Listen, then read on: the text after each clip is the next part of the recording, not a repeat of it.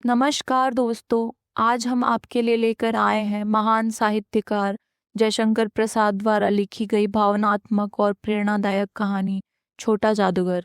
यह कहानी एक मासूम बच्चे की कल्पनाशील दुनिया, उसके सपनों और जीवन की कठोर सच्चाइयों को बेहद सरल लेकिन गहरे प्रभाव के साथ प्रस्तुत करती है। आइए सुनते हैं छोटा जादूगर, एक ऐसी कहानी जो मन को छू जाती है। कार्निवल के मैदान में बिजली जगमगा रही थी। हंसी और विनोद का कलनाद गूंज रहा था। मैं खड़ा था उस छोटे फुहारे के पास जहां एक लड़का चुपचाप शराब पीने वालों को देख रहा था। उसके गले में फटे कुर्ते के ऊपर से एक मोटी सी सूत की रस्सी पड़ी थी और जेब में कुछ ताश के पत्ते थे। उसके मुंह पर गंभीर विषाद के साथ धैर्य की रेखा थी। मैं उसकी ओर न जाने क्यों आकर्षित हुआ। उसके अभाव में भी संपन्नता थी। मैंने पूछा, क्यों जी, तुमने इसमें क्या देखा? मैंने सब देखा। यहाँ चूड़ी फेंकते हैं, खिलौने पर निशाना लगाते हैं, तीर से नंबर छेदते हैं। मुझे तो खिलौने पर निशाना लगाना अच्छा मालूम हुआ। जादूगर तो बिल्कुल निकम्मा है। उससे अच्छा तो ताश का खेल मैं ही दिखा सकता हूँ, उसने बड़ी प्रलग्नता से कहा। उसकी वाड़ी में कहीं रुकावट न थी। मैंने पूछा, और उस पर्दे में क्या है? वहां तुम गए थे? नहीं, वहां मैं नहीं जा सका, टिकट लगता है। मैंने कहा, तो चल मैं वहां पर तुमको लिवा चलूं। मैंने मन ही मन कहा, भाई आज के तुम ही मित्र रहे। उसने कहा, वहां जाकर क्या कीजिएगा? चलिए निशाना लगाया जाए। मैंने उससे सहमत होकर कहा, तो फिर चलो पहले शरबत पी लिया जाए। उसने स्वीकार सूचक सिर हिला दिया। मनुष्यों की भीड़ से जाड़े की संध्या भी वहां गर्म हो रही थी। हम दोनों शरबत पीकर निशाना लगाने चले। राह में ही उससे पूछा, तुम्हारे घर में और कौन है? माँ और बाबूजी। उन्होंने तुमको यहाँ आने के लिए मना नहीं किया? बाबूजी जेल में हैं। क्यों? देश के लिए, वह गर्व से बोला। और तुम्हारी माँ? वह बीमार है और तुम तमाशा देख रहे हो। उसके मुंह पर तिरस्कार की हंसी फूट पड़ी। उसने कहा, तमाशा देखने नहीं दिखाने निकला हूँ। कुछ पैसे ले जाऊंगा तो माँ को पथ्य दूंगा। मुझे शरबत न पिलाकर आपने मेरा खेल देखकर मुझे कुछ दे दिया होता तो मुझे अधिक प्रसन्नता होती। मैं आश्चर्य से उस 13-14 वर्ष के लड़के को देखने लगा।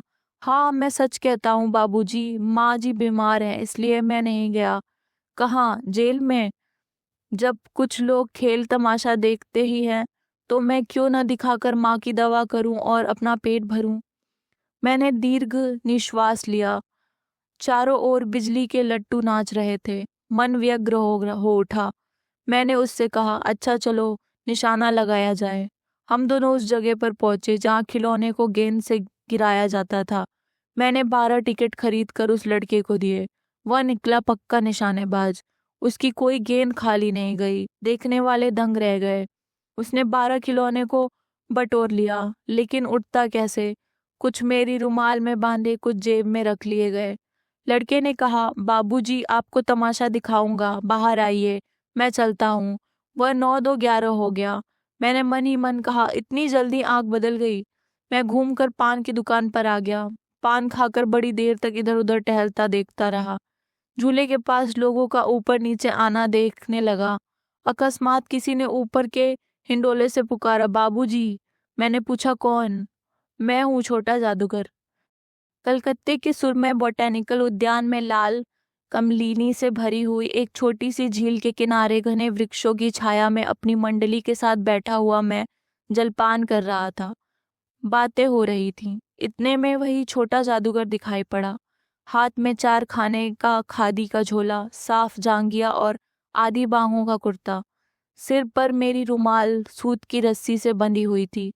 मस्तानी चाल में झूमता हुआ आकर वह कहने लगा, बाबूजी नमस्ते, आज कहिए तो खेल दिखाऊं? नहीं जी, अभी हम लोग जलपान कर रहे हैं। फिर इसके बाद क्या गाना बजाना होगा बाबूजी? नहीं जी, तुमको। क्रोध से मैं कुछ और कहने जा रहा था। श्रीमती जी ने कहा, दिखलाओ जी, तुम तो अच्छे आए, भला कुछ मन तो बहले। मैं चुप हो गया, क्योंकि श्रीमती जी की वाड़ी में वह माँ की सी मिठास थी जिसके सामने किसी भी लड़के को रोका नहीं जा सकता। उसने खेल आरंभ किया। उस दिन कार्निवल के सब खिलौने उसके खेल में अपना अभिनय करने लगे। भालू मनाने लगा, बिल्ली रूठने लगी, बंदर गुड़कने लगा। गुड़िया का ब्याह हुआ, गुड्डा का खाना निकला। लड़के की वाचालता से ही अभिनय हो रहा था।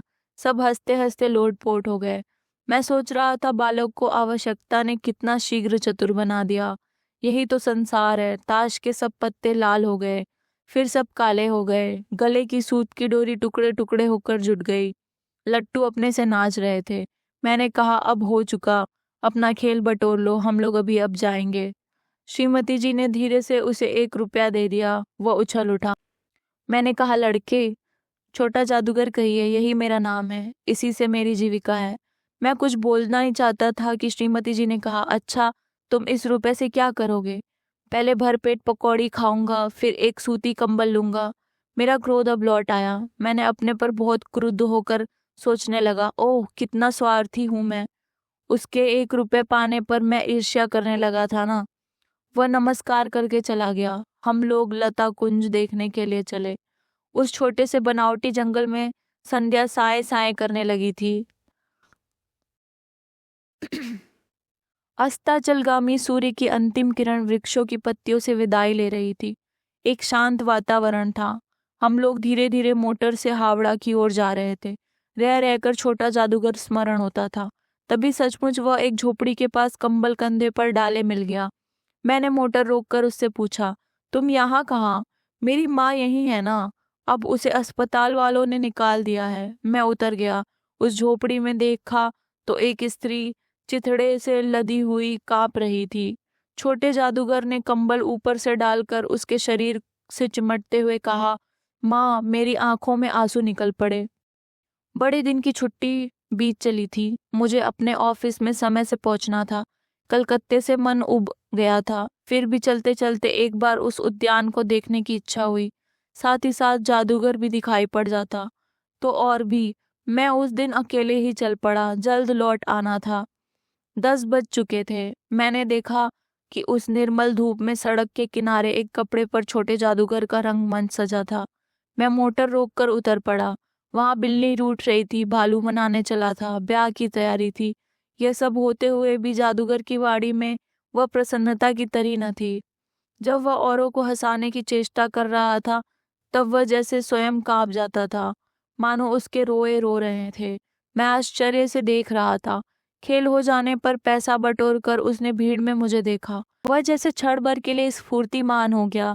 मैंने उसकी पीठ थपथपाते हुए पूछा, आज तुम्हारा खेल जमा क्यों नहीं? माँ ने कहा है कि आज तुरंत चले आना, मेरी घड़ी समीप है। अविचल भाव से उसने कहा। तब भी तुम खेल दिखाने चले आए? मैंने कुछ क्रोध से कहा।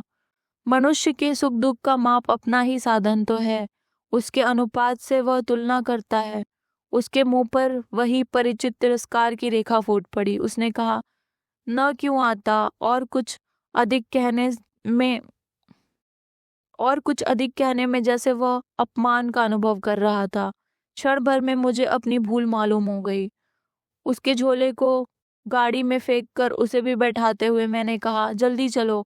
मोटर वाला मेरे बताए हुए पथ पर चल पड़ा।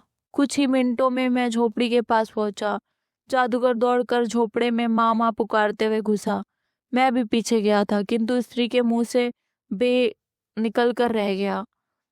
उसके दुर्बल हाथ उठकर गिर गए। जादूगर उससे लिपटा रो रहा था। मैं स्तब्ध था। उस उज्जवल धूप में समग्र संसार जैसे जादू सा मेरे चारों ओर नृत्य करने लगा।